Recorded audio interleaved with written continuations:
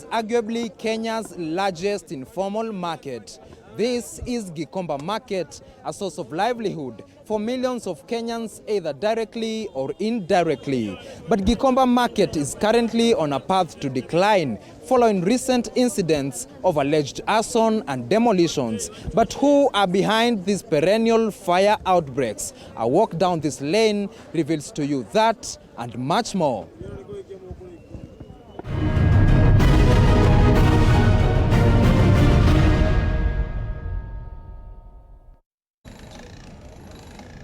It is on this rubble that the Mitumba section in Gikomba market stood until 26th last month on this mess of half-burnt clothes and stone bricks. Also stood Gorofani Estate, home to hundreds, a source of income and shelter this was. The deafening inactivity here, a stark contrast of the usual lively exchanges between sellers and customers in any normal day in this largest second-hand market in the country. But the chatter is long gone. Gone also are businesses and residences of hundreds of people here. Most of them who lived in the cycle of hand to mouth have been pushed to the streets to seek an alternative. Back to the streets is increasingly becoming the norm for those people who are practically a symbol of what the name Gikomba stands for. Those who were here when the market grew from a few stalls in a quarry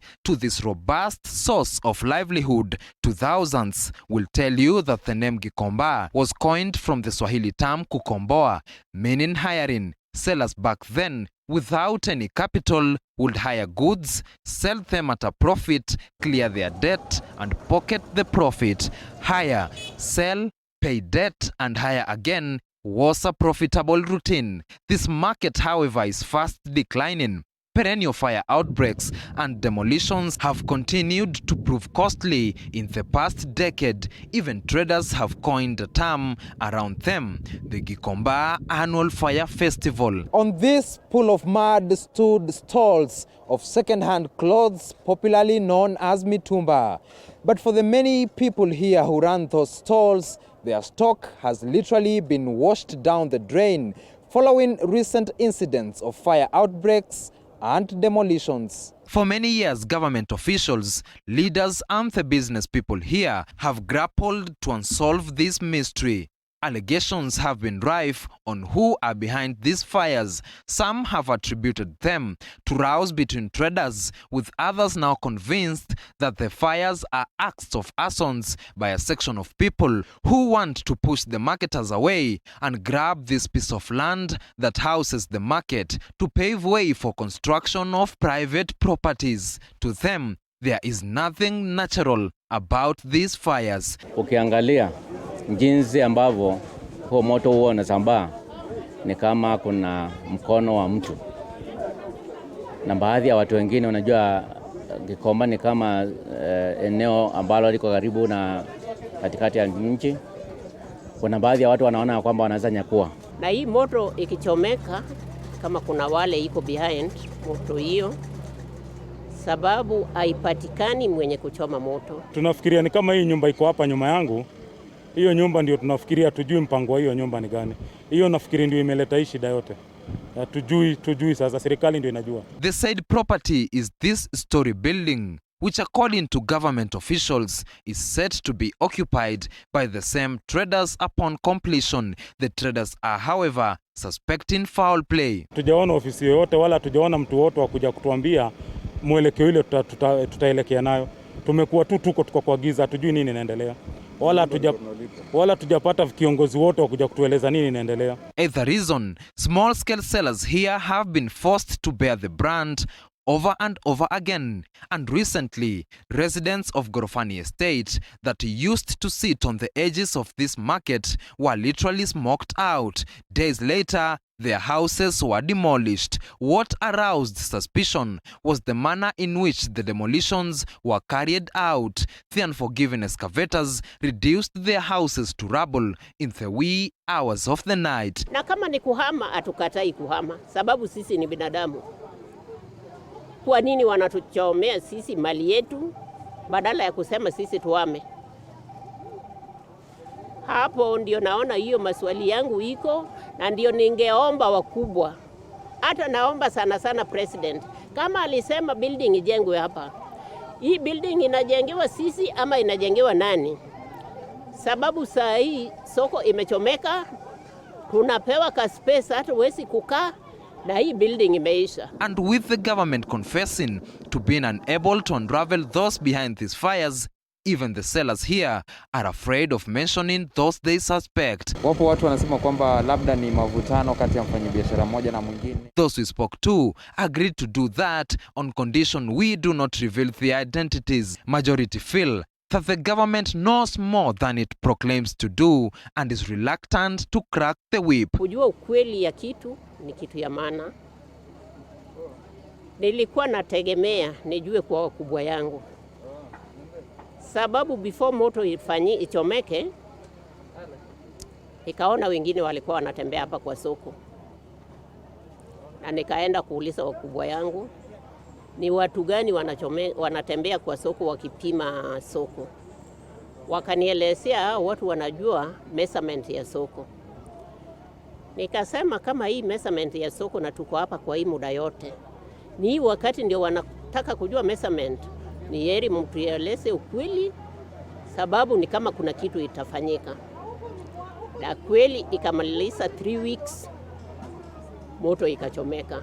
The traders also feel that the government has not been forthcoming with the plans it has for Gikomba. To them, recent incidents are part of a plan to push them away. They believe grabbers are gradually making entry into the market, hiding behind the modern transformation veil. Government officials, local leaders and market representatives have been put on the spot over negligence. Traders and residents say they are sleeping in the cold while their representatives sleep on their jobs. Kama wanatusikia na wana uwezo pia wakuja watuangalie na watusaidie venye wanaweza. Njoo ndio wenye kila kitu wamefanya hapa. Hatuna otherwise. Hatujaona mtu yoyote akikuja kuaddress hapa atuwaambie mimi ni MP ya area, nimekuja kuaddress nyinyi mkae hivi na hivi. Sasa hatujui tunaongozwa na nani na hatujui mwelekeo ni wapi. Sababu tukiuliza maneno ya ukweli, unawaambiwa wewe chunga mdomo yako. Boniface Kavoi is a representative of traders along Kwale Road, Gikomba Market. He says ongoing demolitions to pave way for the construction of a perimeter wall that saw the Gorofani estate reduced to rubbles are actions that the residents were privy to. Tulikuwa tumeshaomba perimeter wall. Na perimeter wall ilikuja tu kwa sababu sasa kulikuwa na mpango wa kujenga. Sio kawaida perimeter wall ianze kujengwa bila mpangilio wa kutenga pesa na contractor kupatikana, na hiyo ni fikra za watu, lakini ukweli wa mambo ni kwamba za perimeter wall ilikuwa ijengwe. He adds it is not a decision that the government easily reached at, terming the decision a tough choice between a right and another right. He describes the demolitions as short-term pain for long-term gain. Kuna uchungu wakati unaambiwa utoe kibanda yako ama inabomolewa na hujui mahali utaenda. Kuna uchungu. Na uchungu sasa baadhi ya wengine wanaanza ku experience. Lakini ukweli wa mambo ni kwamba hata kama kuna uchungu, pia kuna uchungu wa moto kuchoma mali za watu. Na ndipo sasa serikali inasema kwamba hiyo uchungu tumeze ili kusudi hizo barabara ziweze kupitika na wale watakuwa katika soko waweze kufanya nini? Kuchunga mali yao.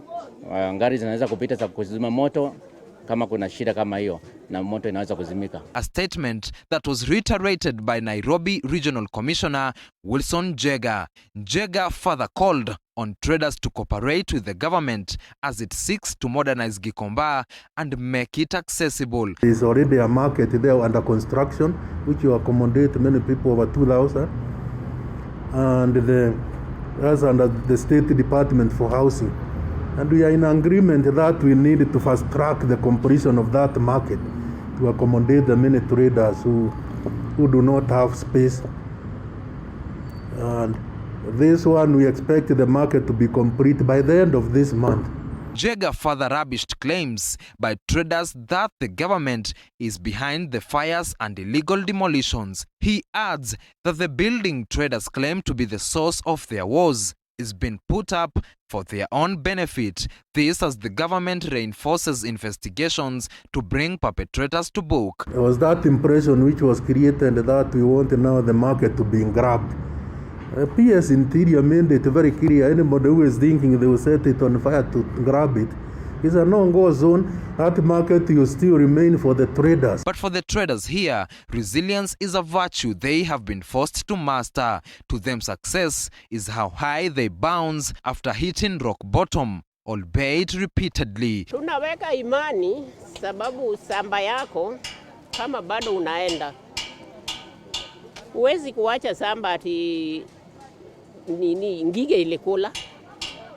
Unarudi tu kuangalia kama ile ngige iliwacha hapo kidogo. Waendelee kulima, lakini saa hii hatuna tegemeo sababu ni kama Gikomba inaenda. Hatuoni kama bado tutakaa hapa. From the dust they clear the ashes to rebuild. Fearful of the fires. David Muthoka, TV 47.